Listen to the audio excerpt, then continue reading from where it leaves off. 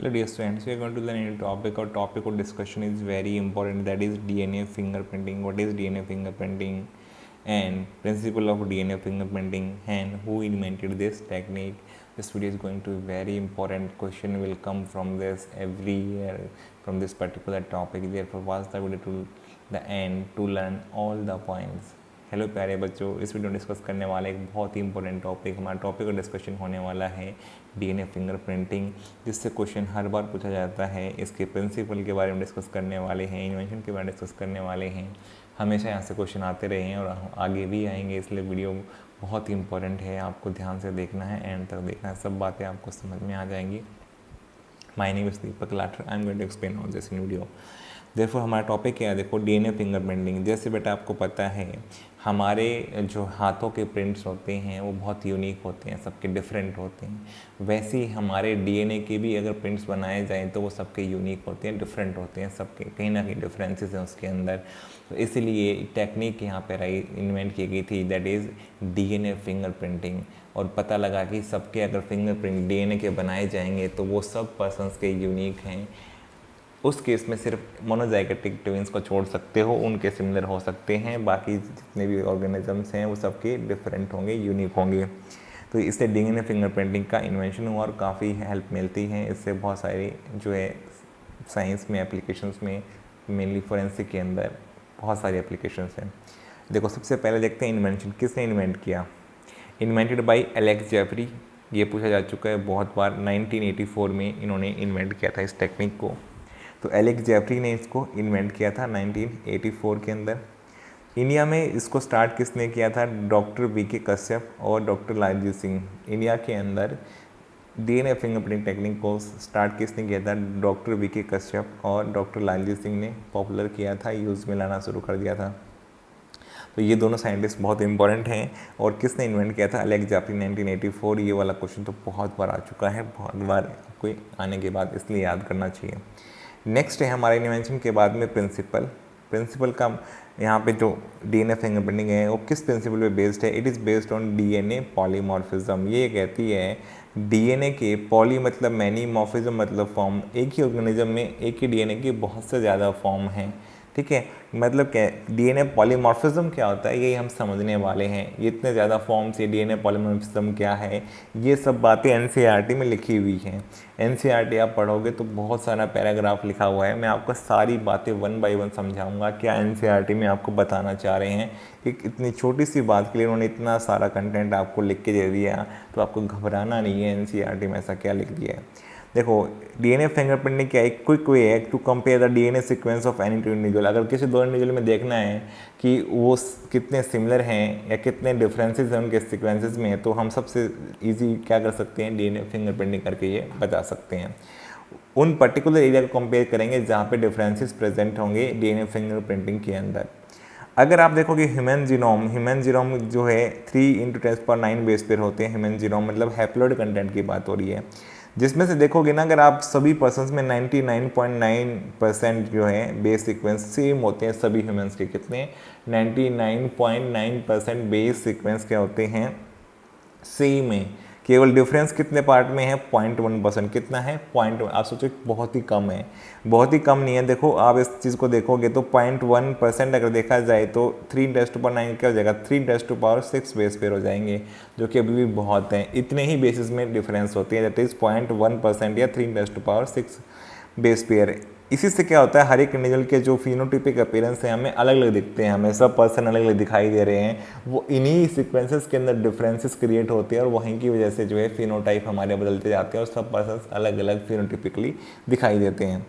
अब देखो DNA fingerprinting जो है उसके अंदर क्या होता है, हम आइडेंटिफाई करते हैं डिफरेंसेस को in some specific regions in the DNA sequence. कह रहा है कि हमारे डीएनए सीक्वेंस में कुछ एरियाज़ हैं जो कि 0.1% वाले, जिसके अंदर जो है उनके अंदर देखोगे अगर सीक्वेंसेस के अंदर तो आपको कुछ डिफरेंसेस दिखाई देंगे और आइडेंटिफाई करना है उन डिफरेंसेस को डीएनए फिंगरप्रिंटिंग की हेल्प से। तो वो जो डिफरेंसेस को आइडेंटिफाई करेंगे स्पेसिफिक रीजन के अंदर, उन रीजन को हम क्या बोलेंगे बेटा, रिपीटेटिव डीएनए। वो क्या है, जहाँ पे डिफरेंसेस प्रेजेंट है उसको बोलते हैं रिपीटेटिव डीएनए।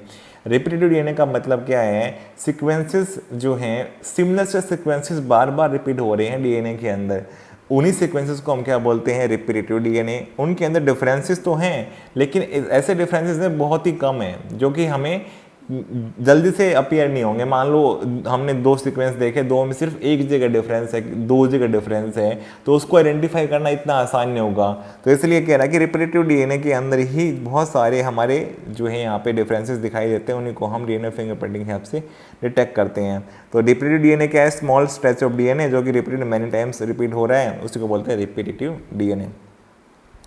फिर हम इसको कैसे कंपेयर कर सकते हैं, डेंसिटी ग्रेडियंट सेंट्रीफ्यूगेशन। किसकी हेल्प से बेटा, डेंसिटी ग्रेडियंट सेंट्रीफ्यूगेशन की हेल्प से हम इसको कंपेयर कर सकते हैं।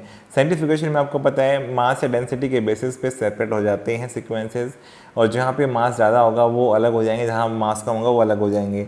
तो 2 पीक दिखाई दिए थे डेंसिटी ग्रेडियंट सेंट्रीफ्यूगेशन करने पे।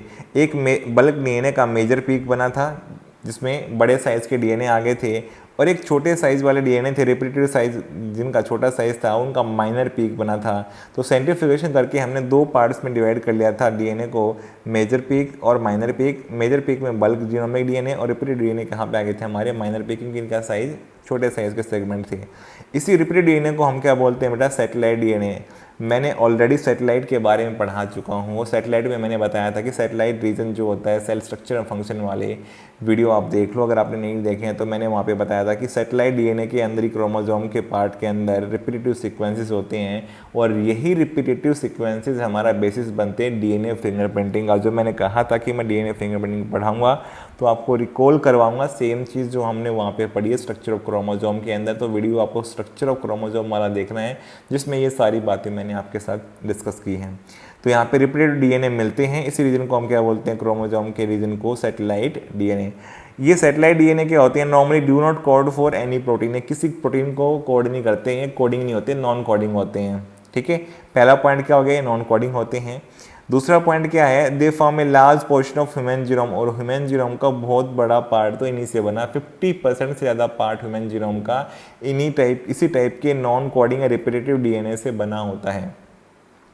And they show high degree of polymorphism. इनके अंदर क्या होता है, हाई डिग्री ऑफ पॉलीमॉर्फिज्म, काफ़ी सिमिलर से सीक्वेंस होंगे और थोड़ा थोड़ा वेरी करते क्या होगा, पॉली मतलब मैनी मॉर्फिज्म इनकी फॉर्म आपको दिखाई देने वाली है डीएनए के अंदर, जेनेटिक मटेरियल के अंदर। तो ये they shows the high degree of polymorphism, यही हमारा बेसिस बनता है किसका, they from the basis for DNA fingerprinting. ये पॉलीमॉर्फिज्म है इस सीक्वेंसेस में, यही हमारा बेसिस है, और ये सभी के सीक्वेंसेस कहीं ना कहीं यूनिक हैं, डिफरेंट हैं हर एक पर्सन के एक दूसरे से।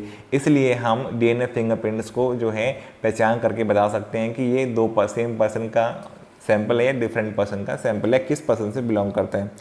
इसके अलावा जेनेटिक मैपिंग जो हुई ह्यूमन जीनोम की, वो इसलिए कर पाई, ये सीक्वेंसेस जो थे, इन सीक्वेंसेस में डिफरेंसेस थे और हाई डिग्री ऑफ पॉलीमॉर्फिज्म था, और हम जेनेटिक मैप बनाना हमारे लिए थोड़ा सा आसान रहा, क्योंकि डिफरेंसेस की वजह से हम पहचान पाए कि सीक्वेंसेस अलग अलग टाइप के हैं, डिफरेंसेस या कहीं ना कहीं इनके साइज या नंबर के अंदर। तो जेनेटिक मैपिंग जो हमने पढ़ी थी बेटा, वो ह्यूमन जीनोम की हम पढ़ने वाले हैं, HGP ह्यूमन जीनोम प्रोजेक्ट, वो भी किस बेसिस पे हुआ था, high degree of polymorphism present थी, इसलिए हम कर पाए थे। क्योंकि वहाँ पर इस चीज़ को हम फिर से डिस्कस करेंगे, जब वहाँ पर एक चैलेंजिंग टास्क वहाँ पर था HGP में, वो डिस्कस करेंगे, तो वो इसी के बेसिस पे दिया गया पॉइंट है।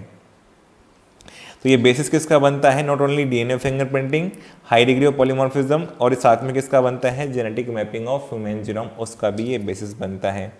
ये हाई डिग्री ऑफ पॉलीमॉर्फिज्म क्या है, variations at genetic level. Gene के लेवल पे देखोगे ना, जीन के अंदर आपस में बहुत सारे छोटे छोटे डिफरेंसेस हैं, और ये क्यों आए, क्योंकि म्यूटेशन होती रहती है यहाँ पे, और इस एरिया में म्यूटेशन होंगी तो बेटा कोई ज़्यादा फर्क नहीं पड़ेगा, क्योंकि ये कोडिंग रीजन को तो अफेक्ट करेंगे नहीं, क्योंकि ये नॉन कोडिंग है, और नॉन कोडिंग में म्यूटेशन हो भी जाए तो हमारे जो है फिनोटाइप के ऊपर, कोई एक्सप्रेशन के ऊपर इफेक्ट नहीं पड़ने वाला। दैट इज़ वाई यहाँ पे म्यूटेशन होती रहती हैं, और इनकी वजह से हमारे फिनोटाइप लेस इफेक्टेड होते हैं।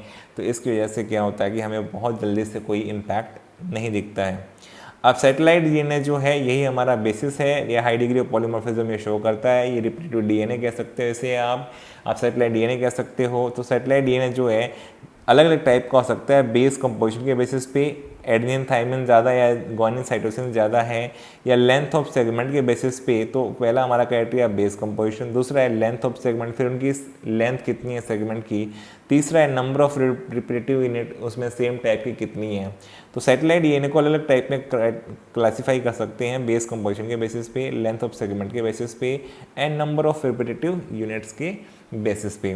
तो ये हमारे अलग अलग यहाँ पे क्राइटेरिया के बेसिस पे अगर इसको क्लासीफाई करेंगे, इसके पार्ट बनेंगे, mini satellite, micro. Mini satellite का जो है साइज 0.1 से 20 किलो बेस पेयर, केबी का मतलब बेटा किलो बेस पेयर, किलो का मतलब 1000, तो 0.1 से 20 mini satellite. Micro satellite 1 to 6 base pair, बहुत ही कम होते हैं साइज में माइक्रो सैटेलाइट।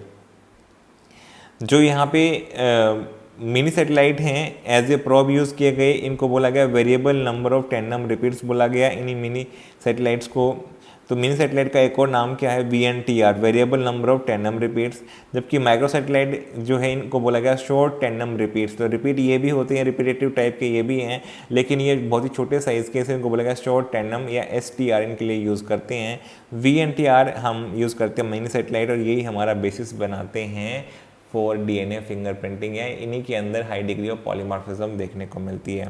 तो VNTR क्या है, वेरिएबल नंबर टैंडम जो बार बार रिपीट हो रहे हैं, तो ऐसे रिपीट जो रेगुलरली रिपीट हो रहे हैं। Small DNA sequence arranged tandemly in many copy number, जो सेम टाइप के सीक्वेंस और बार बार रिपीट हो रहे हैं जीन के अंदर, तो ऐसे सीक्वेंसेस क्या हैं, VNTR, जिनका कॉपी नंबर क्या है, वेरी कर सकता है। किस बेसिस पे, क्रोमोजोम से क्रोमोजोम, एक इंडिविजुअल के हो सकता है सेम साइज के हों VNTR, लेकिन नंबर अलग अलग है। हो सकता है किसी क्रोमोजोम में नंबर 2 हो सकता है किसी में नंबर उनका 4 हो सकता है किसी में 1 भी ना हो। तो इनके कॉपी नंबर में वेरिएशंस हैं। साइज सेम ले लिया तो कॉपी नंबर में वेरिएशंस हो सकती है, या फिर हमने क्या कर लिया, कॉपी नंबर सेम मिला लेकिन साइज में वेरिएशंस मिलेगी। तो दोनों तरह की वेरिएशंस यहाँ VNTR में देखने को मिलती है, इसलिए सबके VNTR क्या होते हैं, अलग होते हैं, यूनिक होते हैं, और इसलिए बेसिस बनते हैं हमारे DNA फिंगरप्रिंटिंग का। नंबर ऑफ रिपीट शो क्या करते हैं, हाई डिग्री ऑफ पॉलीमॉर्फिज्म, और इसी के कारण जो हाई डिग्री ऑफ पॉलीमॉर्फिज्म इसलिए बोला गया है कि सबके VNTR का साइज जो है पर्टिकुलर साइज का अगर देखेंगे तो उसी के पर्सन के अलग अलग क्रोमोजोम में अलग अलग हैं नंबर में, और इवन साइज में भी वेरिएशंस हैं VNTR के अंदर। तो इसलिए they show high degree of polymorphism and play very important role in evolutional speciation. इसलिए हमारा इवोल्यूशन होता जा रहा है, तो हमारे अंदर बहुत सारे ऐसे म्यूटेशंस होते जा रहे हैं जो कि इसी रीजन में होते हैं, और इसकी वजह से हम इवोल्व भी हो रहे हैं। तो हमारे अंदर डिफरेंसेस भी क्रिएट हो रहे हैं इस एरियाज़ के अंदर, इन सीक्वेंसेस के अंदर, और नए नए स्पीशीज भी डेवलप हो पा रहे हैं, स्पेसिएशन हो रहा है। इसीलिए तो इवोल्यूशन और स्पेसिएशन के लिए भी ये VNTR जो है या मिनी सैटेलाइट या repeated sequences important role play करते हैं। अब यहाँ पे जो पॉइंट एक्सप्लेन कर रखा है बेटा, अगर हम इसी चीज़ को जीन की फ्रीक्वेंसी के बेसिस पे देखना चाहे तो हम इसे कैसे देख सकते हैं, ये पॉइंट यहाँ पे एक्सप्लेन किया हुआ है। देखो, एलिक सीक्वेंस जो है ये भी DNA पॉलीमॉर्फिज्म के लेवल पे कंपेयर कर सकते हैं। अगर किसी एलील की फ्रीक्वेंसी किसी पॉपुलेशन में इफ मोर देन 1 वेरिएंट का मतलब उसी एलील की फॉर्म, एक जीन की अलग अलग फॉर्म को हम वेरिएंट या एलील बोलते हैं। एट ए लोकस ह्यूमन पॉपुलेशन अगर भी फ्रीक्वेंसी कितने से ज़्यादा, मोर देन 0.01, मतलब 1% से ज़्यादा कह सकते तरीके से। अगर किसी एलील की फ्रीक्वेंसी 0.01 से ज़्यादा है तो ये फ्रीक्वेंसी की वैल्यू याद कर लो 0.01 से ज़्यादा, तो उसे हम क्या कर सकते हैं, वो एलिक सीक्वेंस क्या कर रहा है, DNA पॉलीमॉर्फिज्म शो कर रहे हैं। ये सारे क्या होते हैं, if an inheritable mutations occurring in a population at a high frequency, इन्हीं को क्या बोलते हैं DNA पॉलीमॉर्फिज्म। और ये इनहेरिटेबल नेचर के म्यूटेशंस हैं बेटा, ये इस तरह के हैं कि इनहेरिटेबल हैं ये, और ये कॉन्टीन्यूसली अकरिंग होते हैं हाई फ्रीक्वेंसी पॉपुलेशन के अंदर, लगातार इस तरह के म्यूटेशंस देखे जाते हैं। ऐसे म्यूटेशंस अगर बार बार होंगे, दिखाई देंगे पॉपुलेशन में, तो इन्हें क्या बोलेंगे, DNA पॉलीमॉर्फिज्म। तो एलील फ्रीक्वेंसी किससे ज़्यादा होनी चाहिए, 0.01 से ज़्यादा, तो उसको हम किस में पुट करेंगे, DNA पॉलीमॉर्फिज्म में। तो इसलिए यहाँ पर हमने देखा कि एलिक फ्रीक्वेंसी के बेसिस पर DNA पॉलीमॉर्फिज्म डिफाइन कर सकते हैं। फिर बताते हैं NCERT, probability of such variations is to be observe in non coding sequences, जो है इनके अंदर ज़्यादा है, नॉन कोडिंग सीक्वेंसेस में ऐसे वेरिएशंस ज़्यादा होते हैं, उनसे हमें डायरेक्ट इम्पैक्ट नहीं होता है। Would be higher as mutation in these sequences may not have immediate effect और impact on an individuals reproductive ability, क्योंकि अगर आपको पता है नॉन कोडिंग सीक्वेंसेस जो हमारे लिए कोडिंग करते हैं, जिनसे कुछ प्रोटीन बनता ही नहीं है, अगर उनके अंदर चेंज आ भी रहा है तो कोई ज़्यादा फर्क नहीं पड़ने वाला है डायरेक्ट हमारे फिनोटाइप के ऊपर। या किसी तरह की हमारी एबिलिटी के ऊपर। तो ऐसे वेरिएशंस होते रहते हैं और नॉन कोडिंग रीजन्स में होते हैं। These mutations keep on accumulating generation after generation, her generation में चलते रहते हैं। And from one of the basis of variability और पॉलीमॉर्फिज्म का जो बेसिस है वो क्या है बेटा, ये वेरिएशन से होते हैं। और इसीलिए हम सबके सीक्वेंसेस के जो अलग अलग प्रिंट है वो यूनिक बन गए, क्योंकि ये जनरेशन टू जनरेशन चले आ रहे हैं वेरिएशंस और आगे भी चलते रहेंगे, तो इसलिए बेसिस बन जाते हैं वेरिएबिलिटी। इसलिए हमारे सीक्वेंसेस में वेरिएशंस क्रिएट होती हैं, क्योंकि ये इस तरह के वेरिएशंस कॉन्टीन्यूसली नॉन कोडिंग या रिपीटेटिव सीक्वेंसेस में देखे जा रहे हैं। Therefore they are inheritable from parents. तो कुछ सीक्वेंसेस हमारे यूनिक जो हैं पेरेंट्स से ही ट्रांसफ़र होकर हमारे पास आते हैं। तो ये सब एनसीईआरटी में बातें लिखी हुई हैं।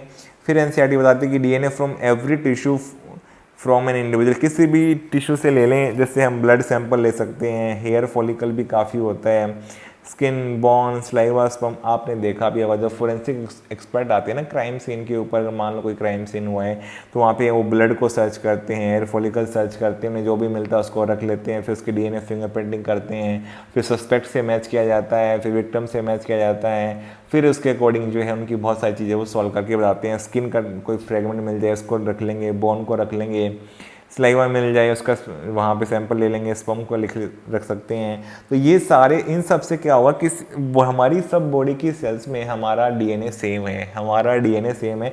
तो किसी भी पार्ट से अगर डीएनए निकालेंगे ना तो उसकी डिग्री ऑफ पॉलीमॉर्फिज्म सेम आने वाली है, सिमिलर आने वाली है। तो यही बात आपको याद रखनी है, यही हमारा सैंपल की तरह काम करता है।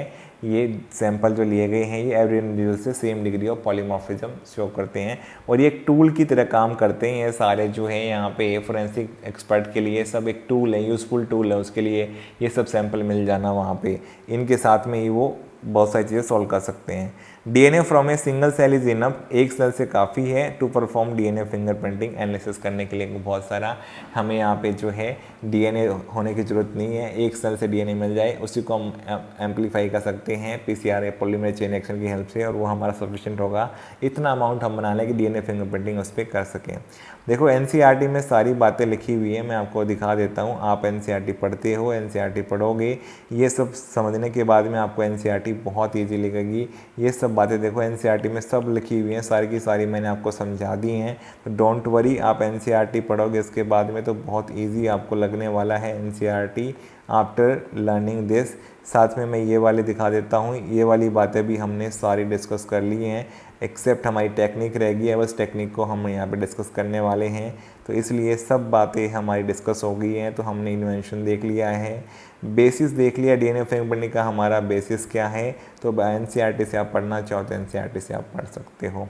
तो मुझे उम्मीद है सब बातें आपको समझ में आ गई, बेसिस पता लग गया, डीएनए पॉलीमॉर्फिज्म होता है, डीएनए पॉलीमॉर्फिज्म क्या होता है ये समझ में आ गया होगा आपको सब बातें अभी तक। नेक्स्ट वीडियो में हम टेक्निक डिस्कस करने वाले हैं। इस वीडियो में हम यहाँ तक रखते हैं, आपको आने वाली वीडियो में टेक्निक के बारे में हम पढ़ाएंगे।